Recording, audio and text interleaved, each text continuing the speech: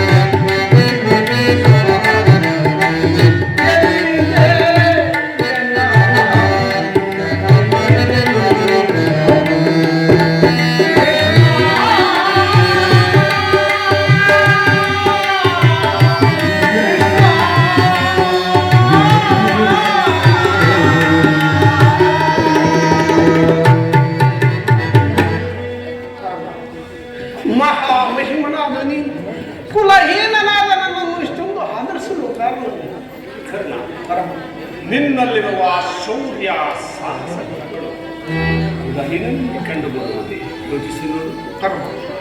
ನಾನೆಂದಿದ್ದರೂ ಓರ ಸೂತನೆಂಬ ವಿಚಾರವು ಈ ಪ್ರಪಂಚವೇ ಮರೆಯುವಂತಿಲ್ಲ.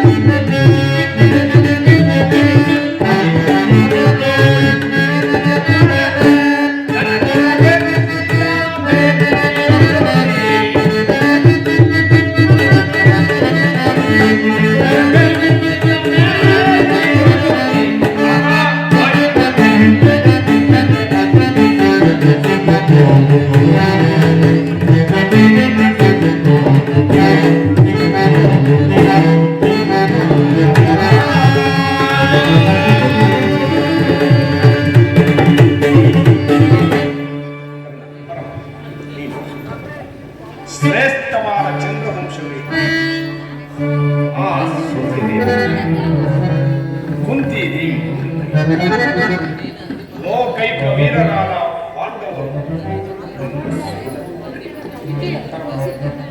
ಏನು ಹೇಳುತ್ತೀರಿ? ಏನು ಹೇಳುತ್ತೀರಿ?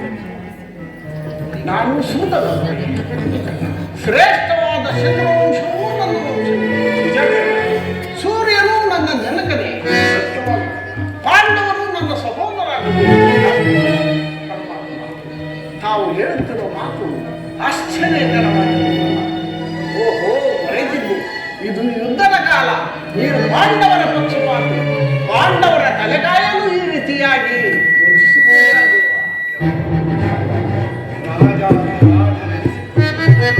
ದಿವ್ಯ ಸಿಂಹಾಸನದ ಮೇಲೆ ಕುಳಿತು ರಾಜ್ಯಭಾರ ಮಾಡಬೇಕಾಗಿದ್ದ ಈ ರೀತಿ ಪರರ ಸೇವೆಯಲ್ಲಿ ಕೈಗೆತ್ತಿಕೊಂಡು ಕುಳಿತಿರುವೆಯಲ್ಲ, ಇದನ್ನೆಲ್ಲ ಧರ್ಮವೇ?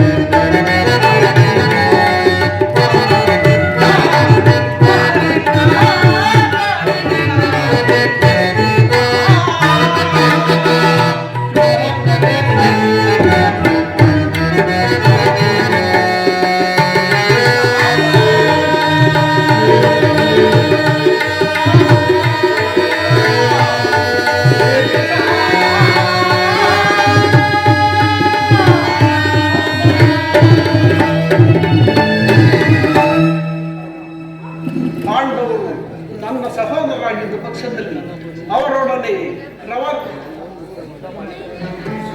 ಯುದ್ಧ ಮಾಡಿದ್ದರೆ ರವರವಾದಿ ನರಕವು ಪ್ರಾಪ್ತವಲ್ಲವೇ?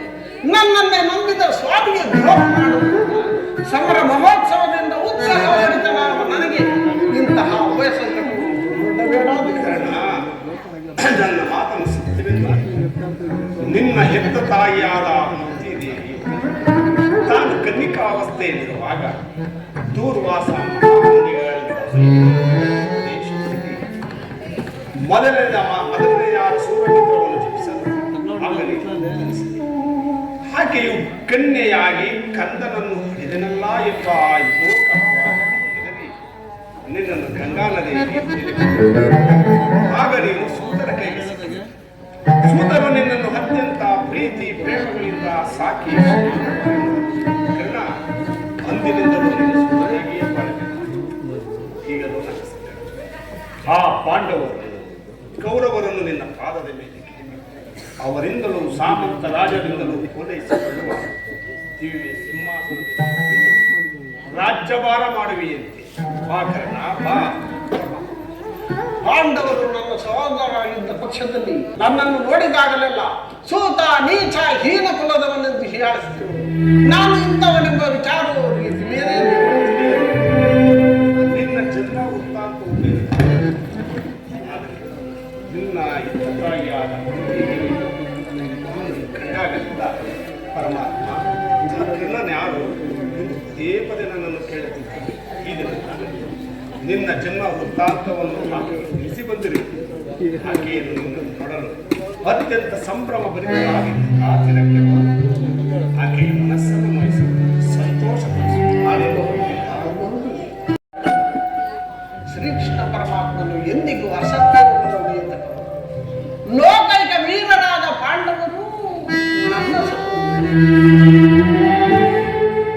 ಧರ್ಮವೇ ತನ್ನ ಉಸಿರೆಂದು ನಂಬಿರುವ ಧರ್ಮರಾಯನು ನನ್ನ ಸಹೋದರ. ಸಾವಿರ ಆನೆ ಬಲವುಳ್ಳ ರುದ್ರಾಂಶ ಸಂಭೂತನಾದ ಭೀಮಸೇನನು ನನ್ನ ಸಹೋದರ.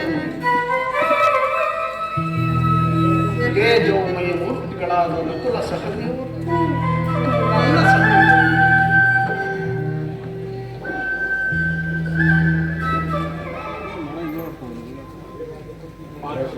ಪಾಂಡು ರಾಜ, ಕುಂತಿದೇವಿ, ಮಾತೃದೇವಿ ನನ್ನ ಜನನೇ ಜನಕನೇ. ಪರಶಿವನೊಡನೆ ಸರಿಸಮನಾಗಿ ಹೋರಾಡಿ ಪಾಶುಪದಾಸ್ತ್ರವನ್ನು ಪಡೆದು ದಶನಾಮಗಳಿಂದ ಕೂಡಿ ದಶ ದಿಕ್ಕುಗಳಲ್ಲಿಯೂ ದಿಗಂತ ಕೀರ್ತಿ ಜ್ಯೋತಿಯಾಗಿ ಯಾರೊಡನೆ ಯುದ್ಧಕ್ಕೆ ನಿಂತರೂ ಅಪಜಯವನ್ನೇ ಹೊಂದದ ಪರಮವೈರಿಯಾದ ಅರ್ಜುನನು ನನ್ನ ಸೈನ್ಯ. ಅರ್ಜುನ, ನಿನ್ನನ್ನು ಕೊಲ್ಲುವುದಾಗಿ ಶಪಥ ಮಾಡಿರುವನಲ್ಲೋ, ನಿನ್ನ ಶಿರಸ್ಸು ಭೂಮಿಯ ಮೇಲೆ ಬಿದ್ದು ರಕ್ತದ ಮಡುವಿನಲ್ಲಿ ಕಟ್ಟಿಕೊಂಡು ಹೋಗುವುದು ನನಗೆ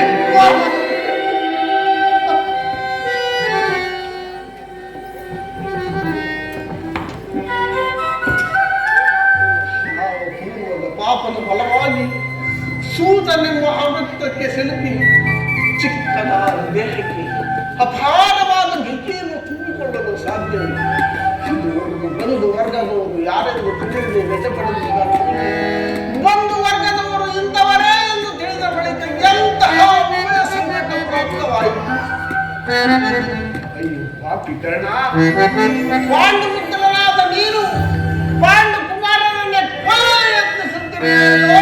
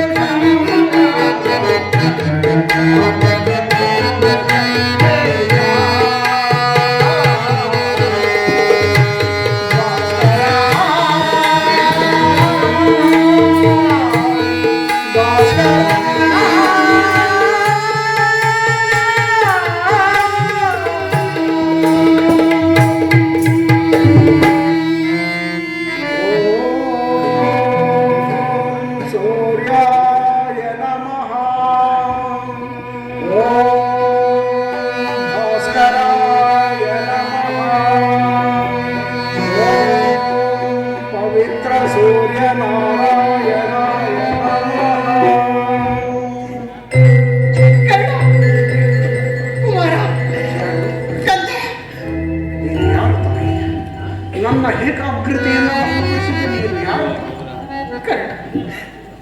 ನೀನೀಗ ಪೂಜಿಸುತ್ತಿರುವ ಆ ಸರ್ವ ಸಾಕ್ಷಿ ಸೂರ್ಯದೇವನ ಜ್ವಲಂತ ಪ್ರಭೆಯನ್ನು ನಿನಗೆ ಮೊದಲು ತೋರಿಸಿದ ಸ್ತ್ರೀನ ಈ ನಿರ್ಭಾಗ್ಯಳನ್ನು ಕುಂತಿ ಎಂದು ಕರೆಯುವಂತ. ಕುಂತಿ, ಅರ್ಜುನನ ತಾಯಿ ಕುಂತಿ, ನನ್ನ ಹೆತ್ತ ತಾಯಿ ಕುಂತಿ.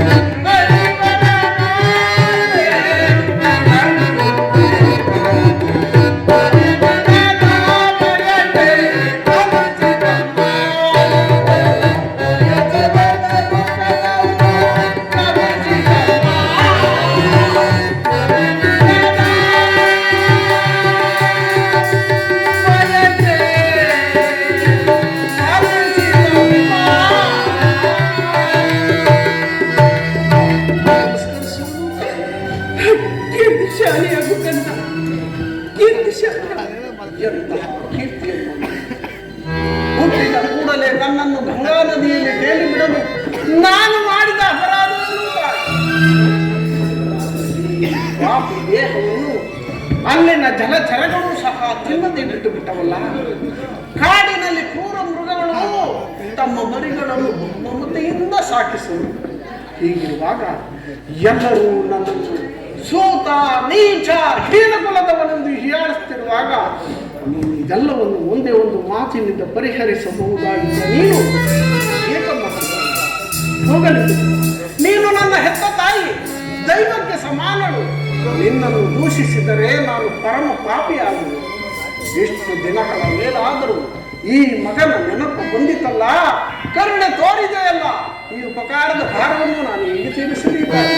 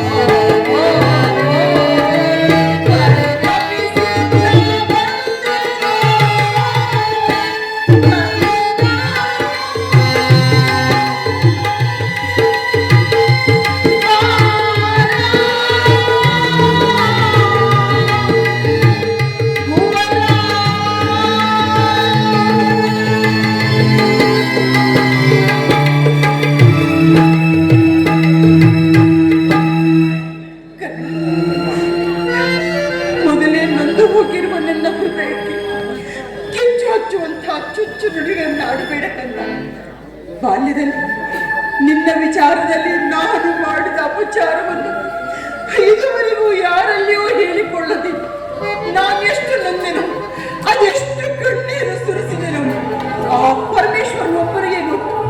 ಆದರೆ ಸತ್ಯವಾಗಿ ನೀನು ಬದುಕಿರುವೆಂದು ನಾನು ತಿಳಿದಿರಲಿಲ್ಲ ಕಂದ, ನಾನು ತಿಳಿದಿರಲಿಲ್ಲ. ಈಗ ತಾನೇ ಶ್ರೀಕೃಷ್ಣ ಪರಮಾತ್ಮನದ ವಿಷಯವನ್ನು ತಿಳಿದು ನಿನ್ನನ್ನು ಕಾಣಲು ಓಡೋಡಿ ಬಂದೆ. ಆದರೆ ಇದುವರೆಗೂ ನೀನು ಅನುಭವಿಸಿದ ಕಷ್ಟ, ದುಃಖ, ಅಪಮಾನಗಳಿಗೆಲ್ಲ ಈ ನಿನ್ನ ದುಷ್ಟ ಜನನೆಯೇ ಕಾರಣ. ನನ್ನನ್ನು ಕ್ಷಮಿಸು ಗಂಡ, ನನ್ನನ್ನು ಕ್ಷಮಿಸು ಮಗನೇ.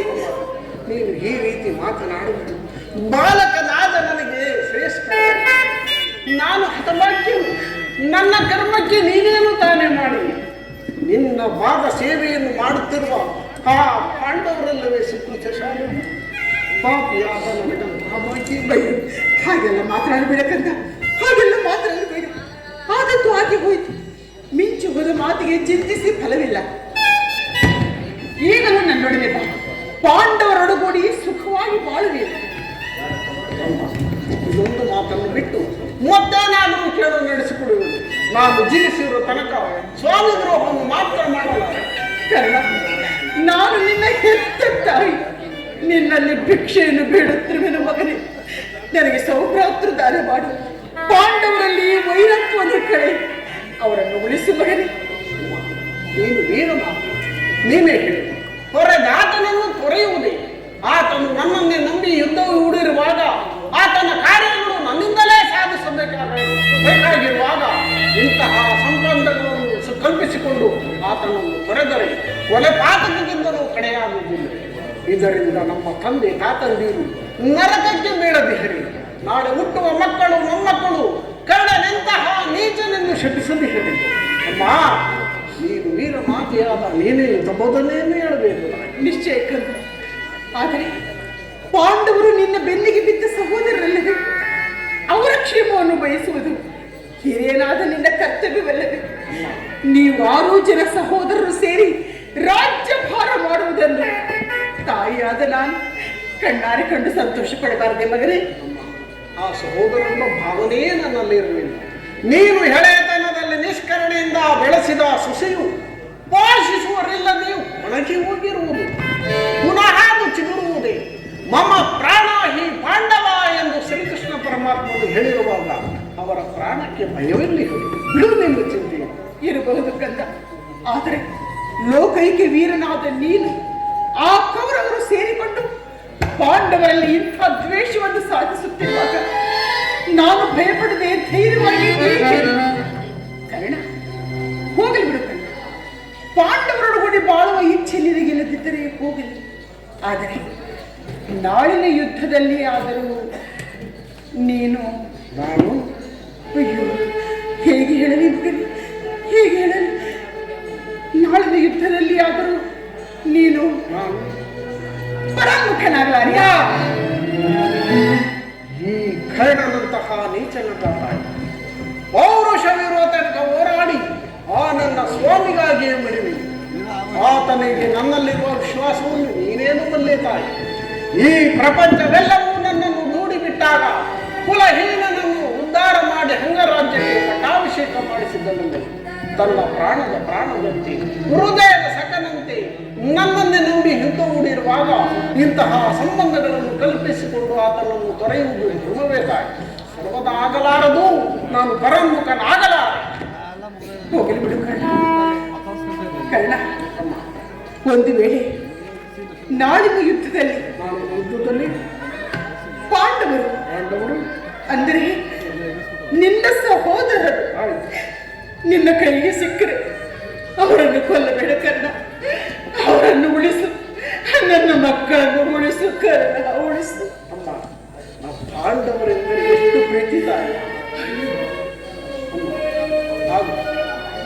ಯಾರನ್ನಾದರೂ ಉಳಿಸುವೆನು. ಆದರೆ ಆ ನನ್ನ ಪರಮವೈರಿ ಅರ್ಜುನನನ್ನು ಮಾತ್ರ ಕರ್ಣ, ಆತನೊಡನೆ ಯುದ್ಧ ಮಾಡುವುದನ್ನು ನನ್ನ ಸ್ವಾಮಿ ನೋಡಿ ಸಂತೋಷ ಪಟ್ಟರೆ ಆಗ ನನ್ನ ಜನ್ಮವು ಸಾರ್ಥಕವಾಗುವುದು. ಅಮ್ಮ, ಈ ಪ್ರಪಂಚದಲ್ಲಿ ನಮ್ಮಿಬ್ಬರಲ್ಲಿ ಒಬ್ಬರಿಗೆ ಮಾತ್ರ ಸ್ಥಳಾವಕಾಶ. ಅರ್ಜುನನಿಂದ ನಾನೇ ಮೃತ ಪಡೆಯಲು, ಒಂದು ವೇಳೆ ನನ್ನಿಂದ ಅರ್ಜುನನೇ ಮೃತ ಎಲ್ಲ ಮಾತಾಡಬೇಡ. ನಿನಗೈವರ ಮಕ್ಕಳು ಮಿತಿಯಿಲ್ಲ, ನೀನು ಚಿಂತಿಸಬಾರದು. ಅರ್ಜುನನ ಮೇಲೆ ನನಗೆ ಇಷ್ಟೊಂದು ದ್ವೇಷ ಬೇಕೆ? ಹೋಗಲಿ ಬಿಡು. ಆಯಸ್ಸಿದ್ದವರು ಎಲ್ಲಿಯಾದರೂ ಬದುಕಿಕೊಳ್ಳುವರು. ಹೆತ್ತೊಡಲಿಗೆ ಅದೇ ನೆಮ್ಮದಿ. ಕರ್ಣ, ಕೊನೆಯದಾಗಿ ನನ್ನದೊಂದು ಮಾತನ್ನಾದರೂ ನಡೆಸುವಿ ಯಾಕಂದ. ಇದರಿಂದಲಾದರೂ ಹೆತ್ತ ತಾಯಿಯ ಋಣವನ್ನು ತೀರಿಸಿ ನೀಡುತ್ತಾರೆ. ಸತ್ಯವಾಗಿ ನಡೆಸುವೆ. ಈ ಕರ್ಣನು ನಿನ್ನದೊಂದು ಮಾತನ್ನು ನಡೆಸಿಕೊಡಲಾರದ ಕೊಡು ಪಾಪಿಯನ್ನು ಬಯಸಿದೆಯಾ? ಕೇಳು ತಾಯಿ. ಜನನಿ ನಿನ್ನ ಮಗನಿವನು ಖುಷಿಯಾಗುವನೇ. ಜನನಿ ನಿನ್ನ ಮಗನಿವನು ಖುಷಿಯಾಗುವನೇ. ಮಾತೆಯ ಮಾತಿಗೆ ಉಸಿರಾಡಿದರೆ ಮೆಚ್ಚುವನೇ.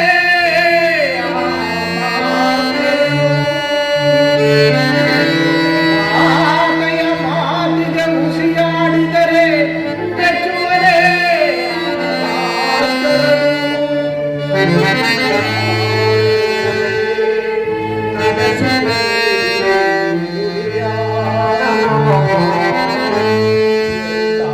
ಆದರೂ ಸರಿಯೇ ನಡೆಸುವೆ.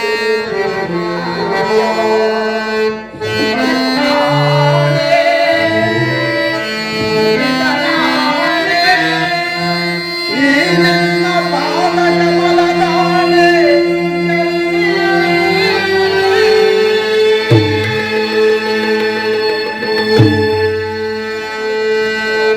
ಹಾಗಾದ್ರೆ ನೀನು ನಾಳಿನ ಯುದ್ಧದಲ್ಲಿ ದೊಡ್ಡ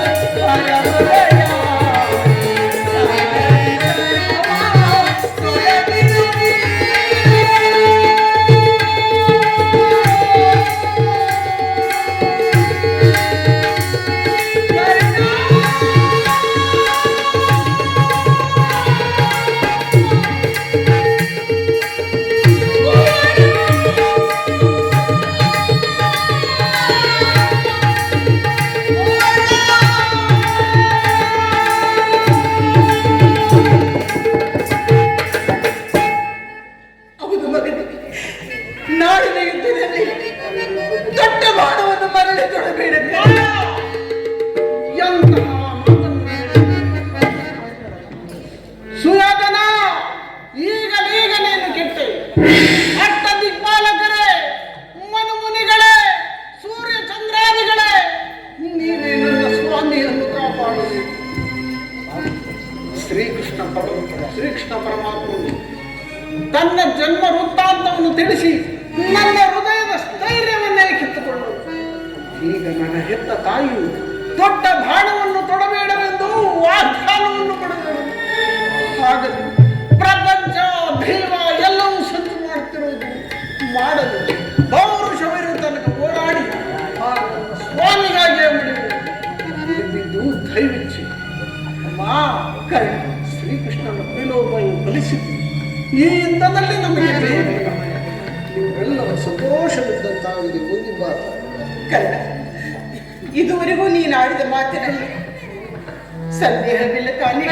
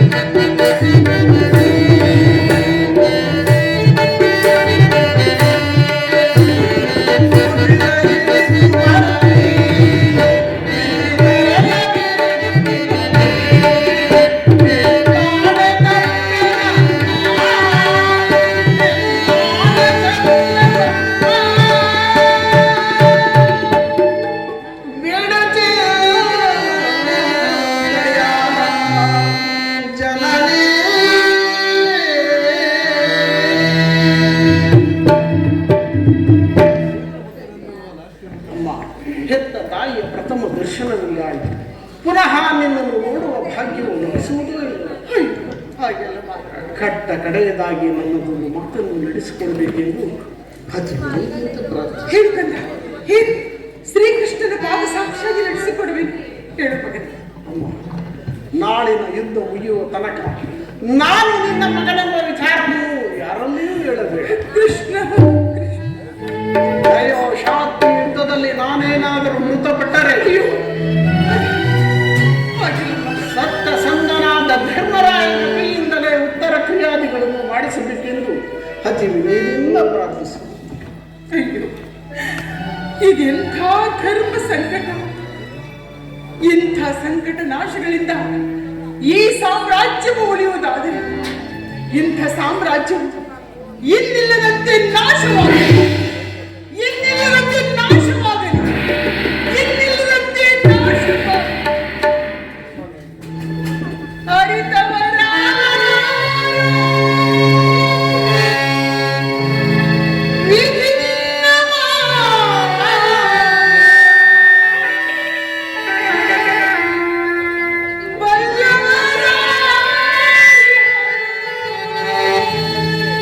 ದೇವ